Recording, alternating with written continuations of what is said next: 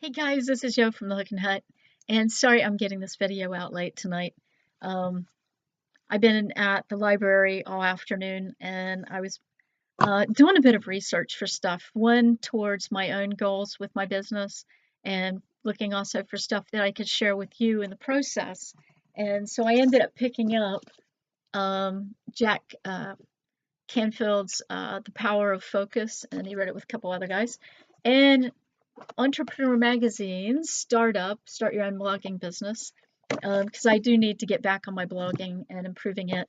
Because um, blogging was, if we think of the reality, if we think of the reality that you can't make a living just with your yarny business, it's not going to happen. Very few people are able to do it with just what they're making. And it won't work. You know, you've got to diversify your incomes, and everybody talks about it. Kara Gott Warner, the editor of Creative Knitting Magazine, she talks about it. Marley Bird, who's the spokesperson from Red Heart Yarns, talks about it.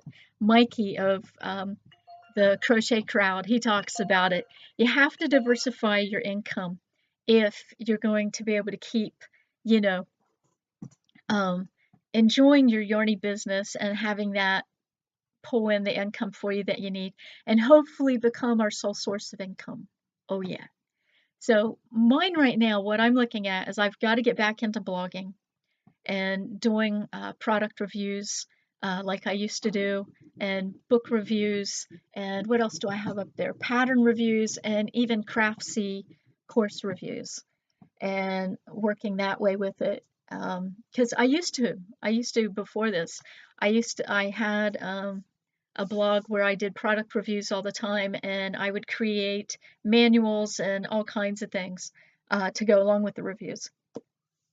One was on weed eating, and so I had a safety manual that I did up for women in weed eating, and just stuff like that, and did up comparison charts and everything. And that's what I need to get back to doing again, because that did pull me in a little bit extra, not a lot, but every little bit helps.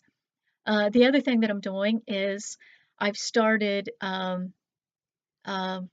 writing patterns, and I have my patterns for sale on Ravelry and on Etsy.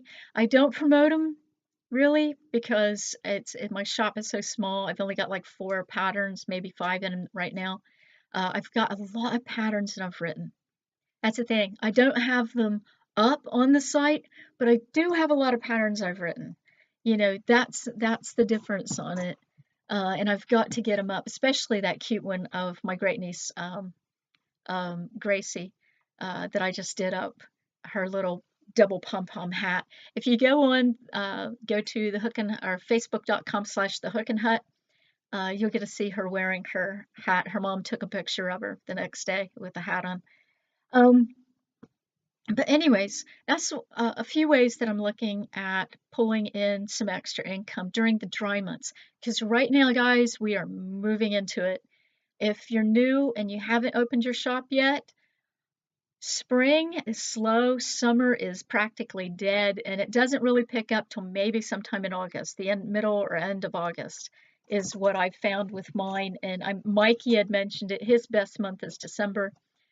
He mentioned it if you go to the Yarn Thing podcast with Marley Bird, at marleybird.com, you can check out the podcast links. Go and check what Mikey said. He said August or December is the month for him, and the rest are pretty slow.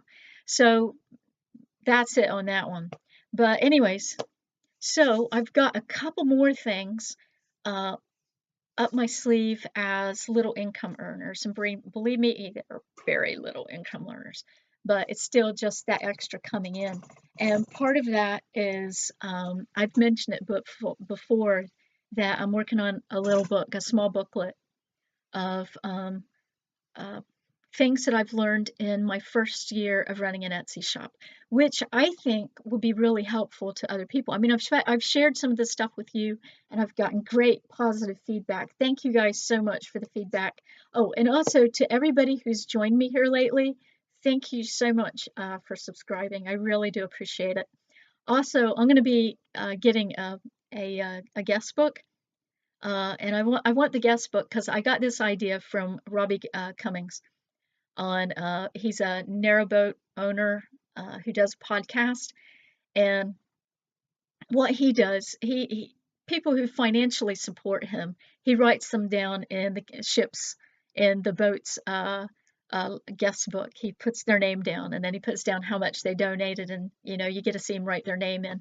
And that's such a neat personal touch, and I really, really like that. And so that's what I want to do with you guys who subscribe. I want to start writing down everybody's names in my little guest book, so I can see, exactly who you are, you know, rather than, looking and saying, "Oh, look, I've got 50 subscribers now," which is awesome. Thank you guys.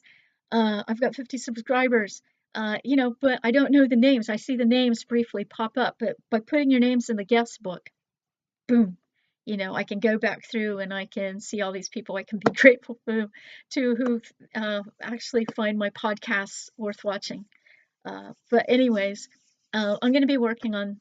I'm still working on my book right now. I'm a little bit shut out on it, but because I wrote it in Scrivener during the trial period, and then when the trial period was over, I forgot to buy the software. I forgot it was on trial, and I'm locked out. So I've got to wait till payday before I can get it back. I'm blocked out of my book. Yay me! But anyways, if you have a question or something that you would like to see in the book, my little booklet, tell me. Or a topic that you'd like to see for me to cover, tell me. Share it with me. Put it in the notes below. Message me. And let me know what you'd like to see in it that I can be writing up, because I want to have in there things that you need to know or find helpful. And we can all learn from that. So anyways, put it in there. Now, one of the things I've also been looking at is looking at my goals that I have for my business and seeing that I'm falling short, which is the reason, again, for the power of focus. But in doing that, it was so funny because yesterday I went with Mom to Fruth Pharmacy, and I looked down in the book section, and there was the biography of Jack Fruth, who started Fruth Pharmacy. Now, you don't see that very often, but I saw his book and I was like, huh, it's so funny that I see this book, because I was just wondering about him here lately and who he was and what he was like and everything. So I was going through the chapter titles like I always do, and then I go through and I look at the pictures. And so he had pretty humble beginnings. And he graduated from Ohio State University. Those of you who live in our area know about Fruth Pharmacy, so this is for you. And then in 52 or 54, I can't remember which time it was, I think it was 52, he opened up his own pharmacy after he found out what? He really didn't like working for someone else. He wanted to work for himself. So, with the help of his mom, he started Fruth Pharmacy in Point Pleasant, which, if you are a sci-fi fan, you know Point Pleasant, West Virginia. Why? Because it's home of the Mothman. Yes, Mothman. So, yes, there was a movie about the Mothman. Look it up on YouTube. If it's still, well, look it up on Netflix. It used to be on Netflix. I don't know if it's still there or not, but Mothman came from there. But anyway, they had a facsimile in his book of his ledger from 1960, which would have been something that he had always done. But in 1960, they showed a facsimile of his ledger. And now, as a secretary, former secretary, I worked in corporations, big corporations, and I worked for small businesses, and I've seen a lot of ledgers. Never seen one like his. At the top of his ledger was his goal for that year, which was $200,000. Now, this is 1960. His goal was $200,000 with his pharmacy. Okay, and then you had each month what came in and what the percentage would be. And at the bottom of the page were three things. 1, grow or die. 2, diversity or die. 3, progress or perish. And if you hear a cat in the background, that's Jeff, who absolutely will not shut up. Sorry about him. But anyways, those three things, when I read those and I saw his goal at the top, and this is what he looked at every single day, it was like, buddy, that's what separates the men from the boys. Because all the other ledgers that I've seen, even the big corporations, didn't matter. There wasn't any goal thing sitting on them. There was just your general hullabaloo sitting there, but there were no goals sitting out. With him, 1960, he had his goal in front of him every single day with the three things that were important to him: growth, diversity, and progress.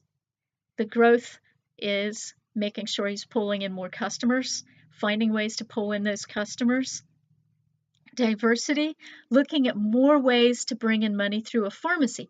He didn't just sell the usual pharmaceutical stuff. He also sold a bit of food. Okay, that came in, and he also had a gift shop.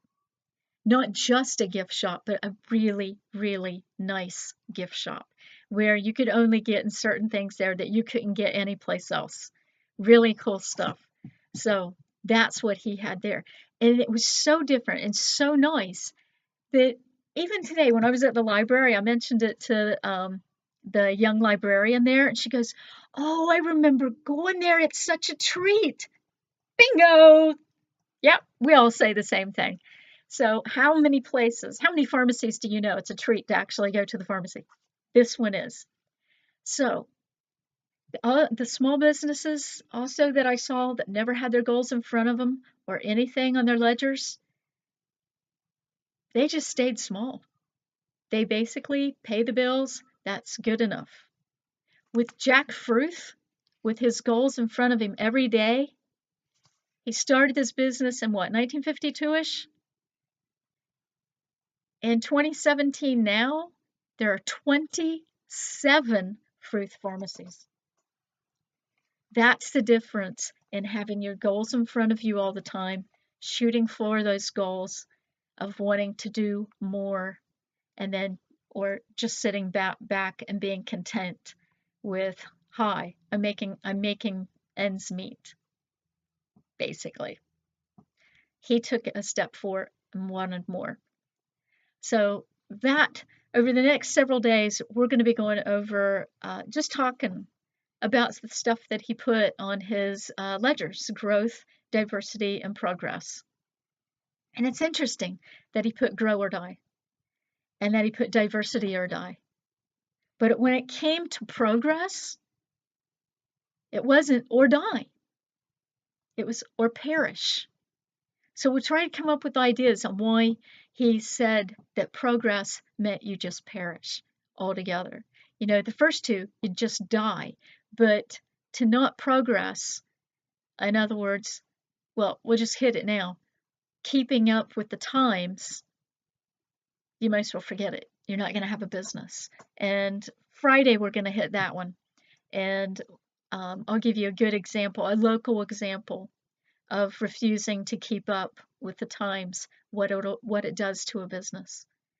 And so anyways, that's it. What I want you to do towards tomorrow, if you want to participate in getting your goals set up for the coming year, is think about ways of growing, of what you can do to try to bring in more customers to your store. What are you doing now? You know, write down what you're doing now to bring them in, and then just brainstorm. You know, regardless of how ridiculous some of this stuff may sound, you know, write it down, see what you can come up with as far as driving traffic in, and we'll talk more about it tomorrow. And I'll see you then. And don't forget, if there's something that you want to know about in the goal setting series for business tips, let me know either in the comments below, message me, write me at hookinpatterns@outlook.com, or, you know, go on Facebook, message me there. But anyways, thanks so much for stopping by, and especially to all you new subscribers. Catch you later.